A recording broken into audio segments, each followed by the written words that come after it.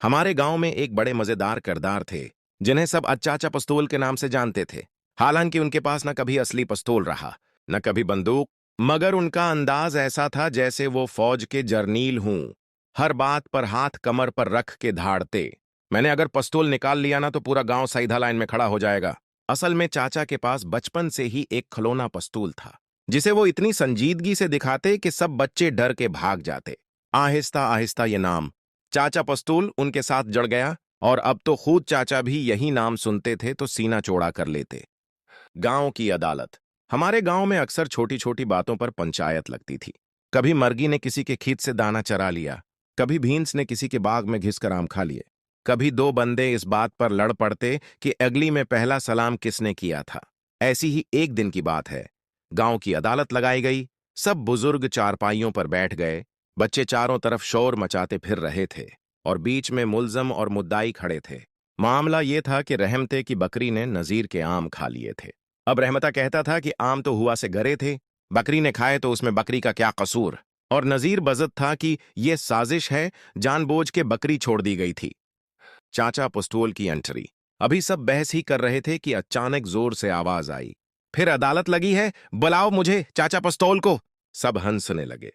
बच्चे दौड़ते हुए गए और चाचा को ले आए। चाचा ने आते ही अपनी चप्पल उतारी, सिर पर टोपी जमाई और कहा, अब इंसाफ होगा। मैं हूं गांव का सबसे बड़ा जज, मेरा फैसला आखिरी फैसला है। लोगों ने कहा, चाचा, आप तो खुद पिछले हफ्ते दूध बेचने वाले से झगड़ के मुफ्त में दूध पी गए थे। चाचा फौरन बोले, वो तो दूध का मायना था। जज अगर दूध न चुखे तो इंसाफ कैसे करेगा? फैसला करने का अनोखा तरीका। चाचा ने कहा, फैसला बड़ा सीधा है, जो बिक्री खाएगी वो बोलेगी। सब हैरान हो गए कि ये क्या मतलब है। चाचा ने हुक्म दिया कि बकरी को बीच मैदान में बांध दो और सामने कुछ आम रख दो। बकरी आराम से बैठ गई और सबको घूरने लगी। चाचा ने कहा, देखो बकरी कितनी मासूम है, उसने आम नहीं खाए। असल में आम खुद चल के बिक्री के मना में गए होंगे, लिहाजा कसूर आम का है। नजीर को चाहिए कि आम के दरख्त को सजा दे। गांव वाले हंस हंस के लौट पूट हो गए।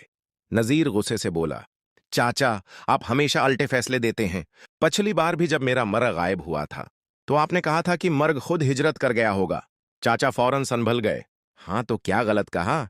मर्ग को भी तो आजादी चाहिए ना, हर वक्त खेत खोदना थोड़ी। चाचा की चालाकी।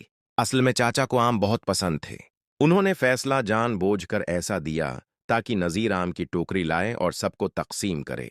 फिर चाचा बड़े फख्र से बोले, देखो, इंसाफ के बदले में हम सब मिलकर आम खा रहे हैं, यही असल भाईचारा है। इसी दौरान एक बच्चा बोल उठा, चाचा, आप तो इंसाफ के नाम पर